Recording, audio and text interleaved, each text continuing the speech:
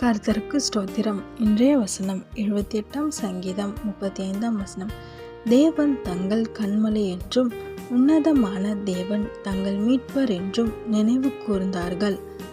78 சங்கீதம் 35 தேவன் தங்கள் கன்மலை என்றும் உன்னதமான தேவன் தங்கள் மீட்பர் என்றும் நினைவு கூர்ந்தார்கள்.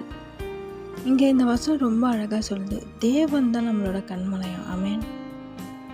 அவர் நமக்கு கண்மலையாக இருக்கும்போது என்ன விதமான புயலாக இருக்கட்டும், காற்றாக இருக்கட்டும், நம்மளை எதுவுமே பண்ண முடியாது. ஏன்னா நம்ம கண்மலை மேலே கட்டப்பட்ட வீடு. அந்த கண்மலை யார்? ஏசப்பா. நம்ம ஏசப்பா உறுதியாக பிடித்து கொண்டோன்னா இந்த உலகத்தில் இருக்க காரியங்கள் எதுவாக வேணா இருக்கட்டும், பலவீனம், கடன், வெட்கம், பிரச்சனைகள் எதுவாக வேணா இருக்கட்டும், அது உங்ககிட்ட வரும்போது உங்களுக்கு ஒரு சேதமும் ஏற்படாமல் ஏசப்பா உங்களை பாதுகாப்பார். ஆமேன்.